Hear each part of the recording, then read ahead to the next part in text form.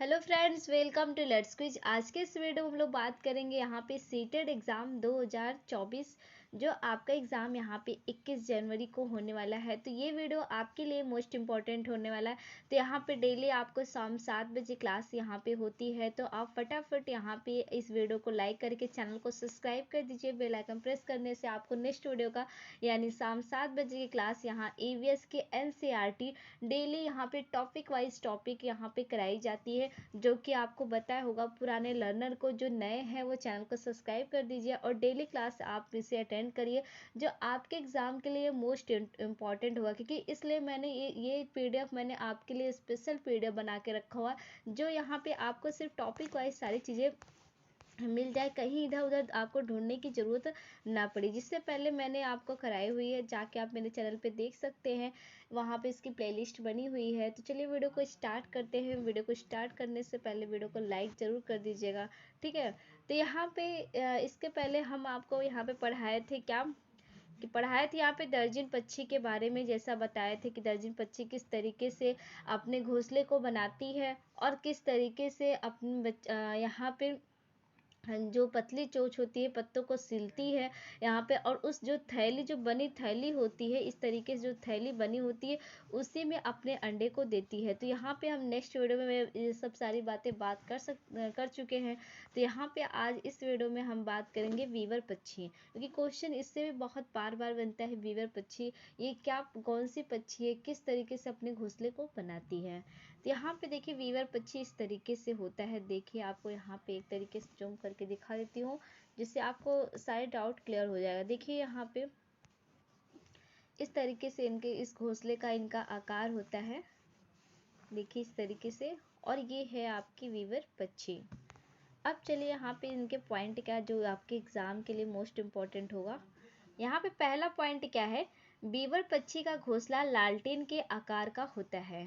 तो जो बीवर पक्षी है, जैसा कि मैंने दिखाया यहाँ पे, इनका जो आकार होता है, देखिए ये लालटेन के आकार की तरह, इस तरीके जैसे लैंप होता है ना, इस तरीके से इनका आकार होता है। और यहीं पे ये इस तरीके से नीचे से यहाँ पे देखिए अपने घोंसले में जाते हैं, ठीक। तो यहाँ पे देखिए पहला पॉइंट आपने पढ़ा ही, कि जो बीवर पक्षी होता है वो घोंसला यानी लालटेन के आकार का होता है। दूसरा पॉइंट क्या है, इसे आप पेन और कॉपी में नोट कराते जाइए। जो मैंने और भी वीडियो कराए इसी तरीके से मैंने करा, उसको भी आप यहाँ पे टॉपिक वाइज अपने नोट कर लीजिए, जिससे आपके एग्जाम में वन लाइनर में ये क्वेश्चन तैयार हो रहे हैं, ठीक है। बीवर पक्षी में केवल नर बीवर पक्षी ही घोंसला बनाते हैं, इसे आप याद रखें। कि यहाँ पे हर पक्षी, जो देखिए सारी पक्षियाँ जो होती हैं वो घोंसला वही बनाती है।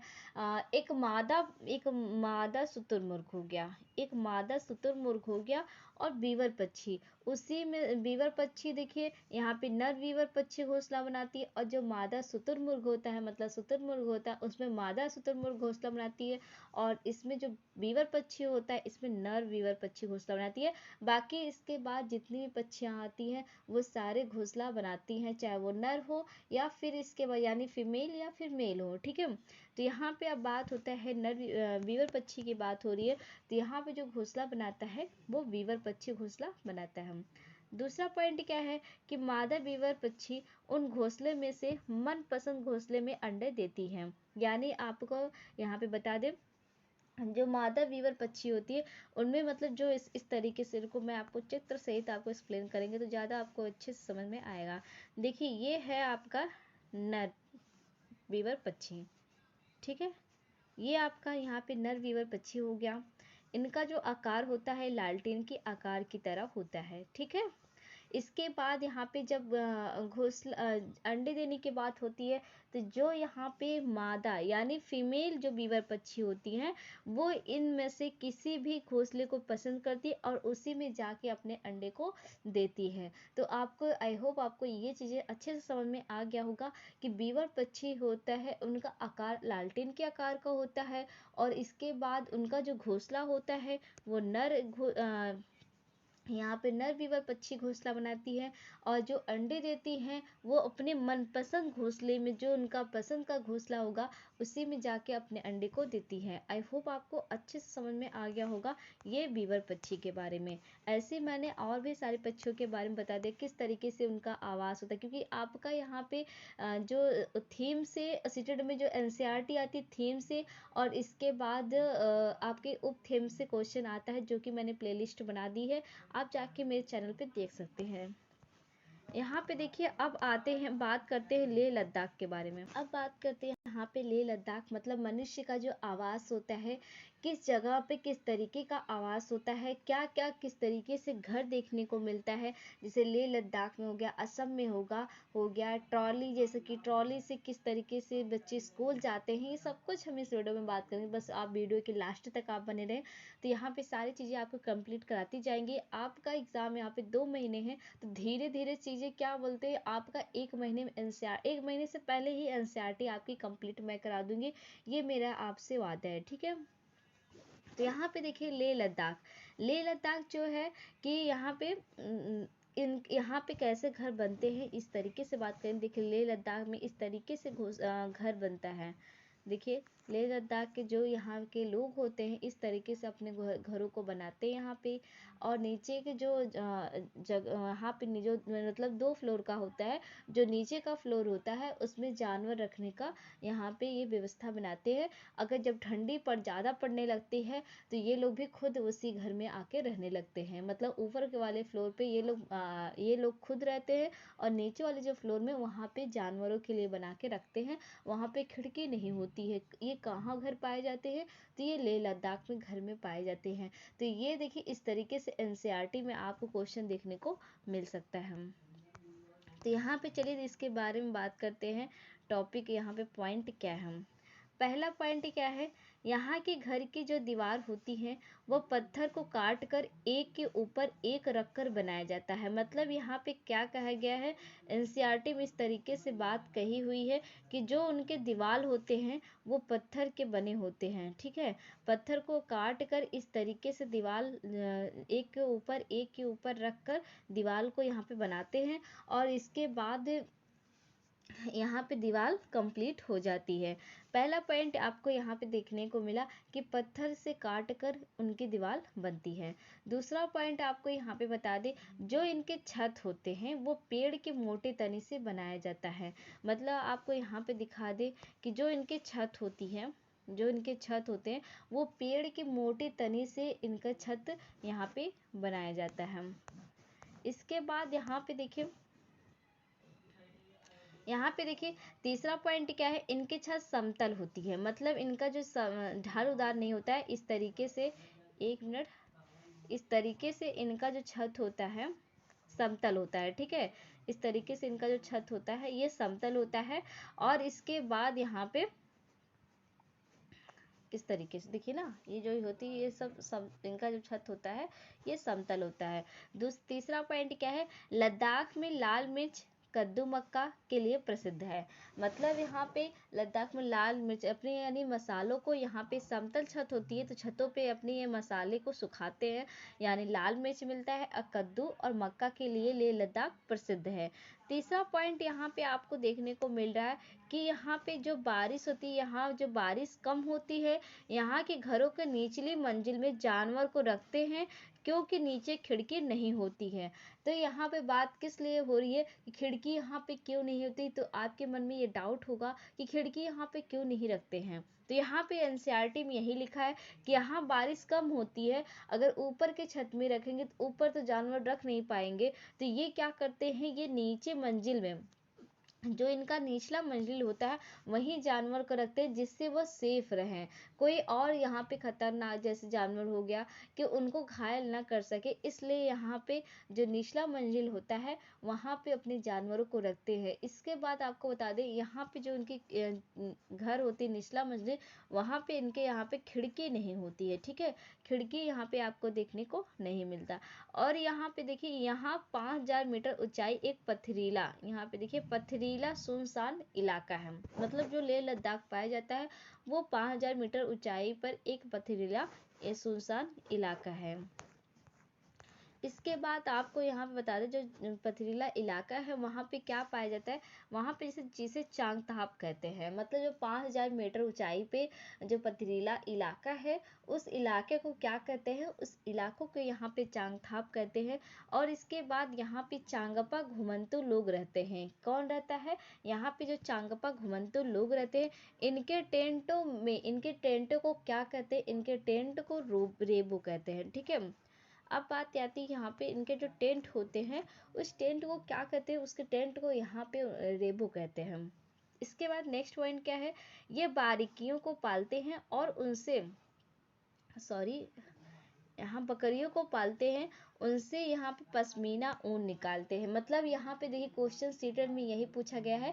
सीटेट में ये क्वेश्चन आपसे बार बार पूछता है कि यहाँ पे 4 ऑप्शन दे दिया जाएगा कि पश्मीना जो लेह लद्दाख में ऊन होता है, यानी जो पश्मीना ऊन प्रसिद्ध है वहाँ पे, वो किस जानवर से निकालते, इस तरीके से आपको क्वेश्चन देखने को मिलता है। तो यहाँ पे 4 ऑप्शन दे दिया जाएगा, जिसमें से एक आपको ऑप्शन बकरी देखने को मिलेगा, वही हमारा राइट आंसर होगा। तो आप इसे जरूर नोट कर लीजिएगा। जो पश्मीना ऊन मिलता है किससे मिलता है, तो ये बकरी से मिलता है, बकरी से मिलता है। और इसके बाद ये पश्मीना ऊन से क्या क्या बनाते हैं, स्वेटर।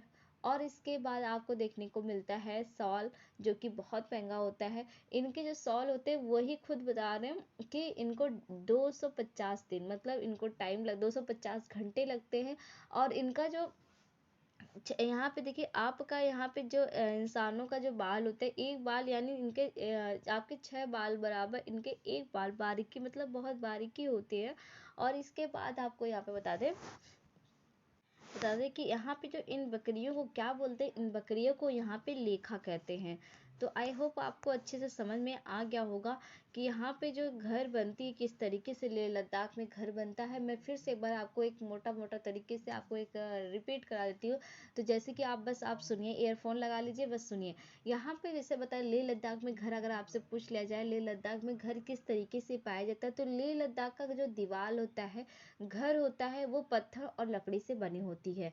तो पत्थर से यानी पत्थरों को काट कर उनका दीवार बनता है। और जो छत होता है वो मोटी पेड़ के तनों से बनता है। और उनका जो छत होता है किस तरीके से होता है, वो समतल होता है।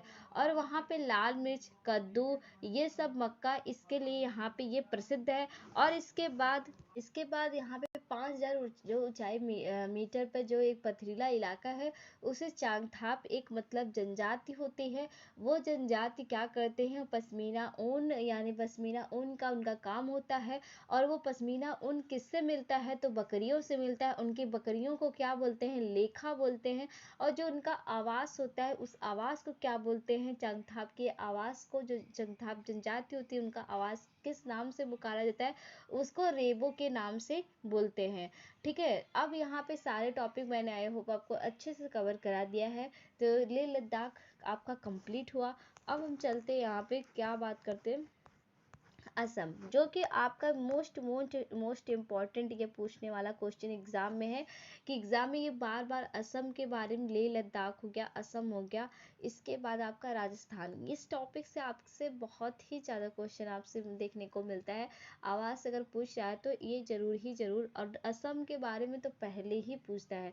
एक पॉइंट आपका छूट गया यहाँ पे, लेह लद्दाख में आपसे क्वेश्चन बनता है कि यहाँ के बच्चे जो स्कूल जाते हैं किससे जाते हैं, क्योंकि इलाका जो पथरीला होता है। तो यहाँ पे बच्चे अगर क्रॉस करके कैसे जाते होंगे, तो यहाँ के जो बच्चे हैं वो किससे जाते हैं, वो ट्रॉली से, किससे जाते हैं, ट्रॉली से।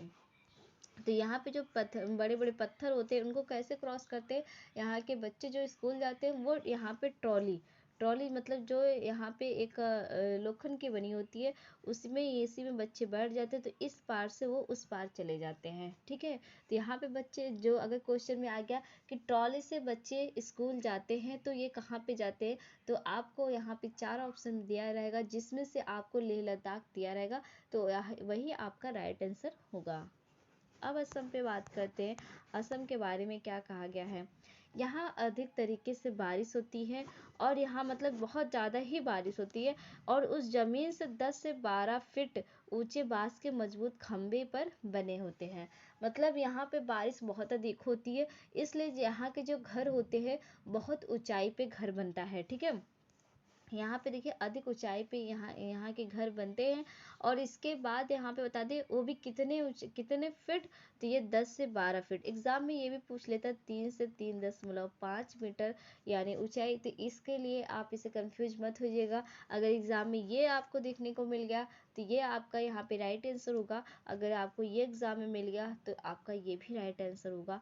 तो यानी आपको दोनों चीज़ें मैं बता दी, क्योंकि प्रीवियस ईयर में भी पहले यहाँ पे अगर आप 2019 से पहले देखेंगे तो आपको यहाँ पे ये मिलेगा, लेकिन अब से ज़्यादा जो क्वेश्चन बनता है यही आपको देखने मिलता है कि असम में कितने फीट ऊंचे घर बनते हैं। तो आपको यही देखने को मिलेगा 3 से 3.5 मीटर। ठीक है, तो यहाँ पे आप दोनों इसे नोट कर लीजिएगा, जो आपको एग्जाम में मिले वही दोनों ही राइट आंसर है। क्योंकि मेरे खुद एग्जाम में ये वाला आपको देखने को मिला था, ये नहीं आया था। अब हम चलते हैं यहाँ पे, देखिए दूसरा पॉइंट क्या है। यह बांस का घर व गरीबों का टिम्बर कहा जाता है।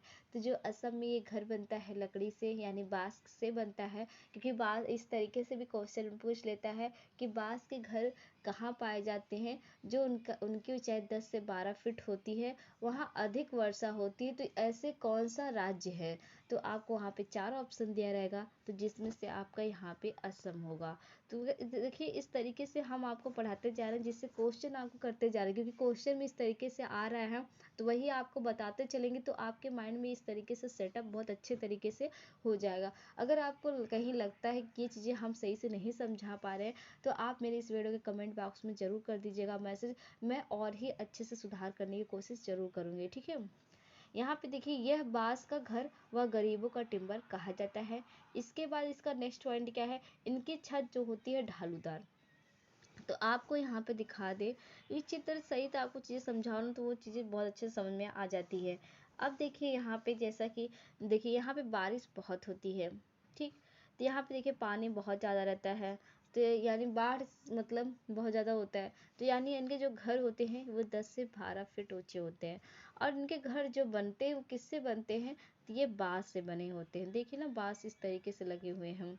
और इसके बाद यहाँ पे क्या ऑप्शन दिया गया कि इनकी छत किस तरीके से होता है। इनका छत जो होता है वो ढालू आकार की छत होता है। ठीक है, ढालू आकार को आपको छत देखने को क्यों मिला, क्योंकि यहाँ पे बारिश बहुत ज़्यादा होती है। अगर समतल अगर रहेगा तो यहाँ पे देखिए तब ये पानी इकट्ठा यहाँ पे ज़्यादा रहेगा और यहाँ पे सड़न हो जाएगा और घर आसानी से टूट जाएगा।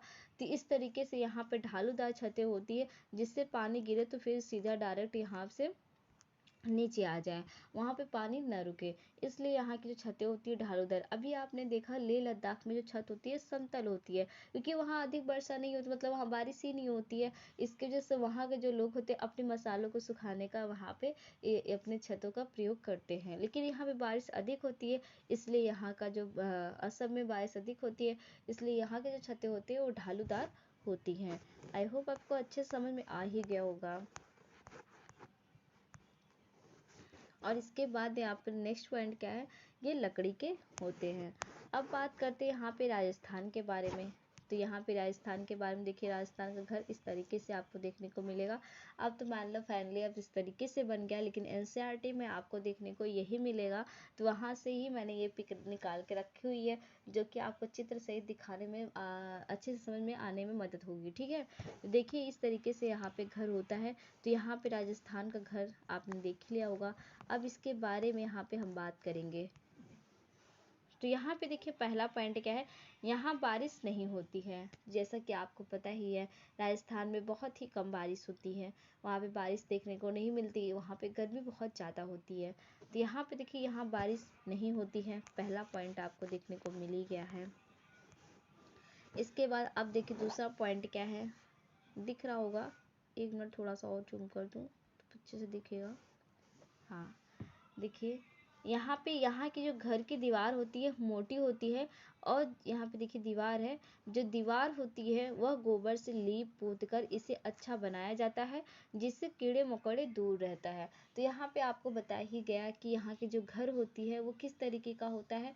वहाँ की जो घर होती है उसे लीप पोत कर यानी गोबर से लीप, क्योंकि आपको भी एनसीईआरटी में पता है, एनसीईआरटी अगर आप पढ़े होंगे, नहीं भी पढ़ेंगे तो भी मैं आपको बता रही हूँ कि यहाँ के जो पहले मतलब जो ज़मीन होती थी वो कच्ची होती थी, तो यहाँ पे वो गोबर से लिपते थे। तो अगर गोबर से नहीं लिपते तो क्या होता है कि वहाँ के जो कीड़े मकोड़े होते हैं वो दीवार में इस तरीके से भुरभुरा बनाते हैं और दीवार कमज़ोर हो जाती है।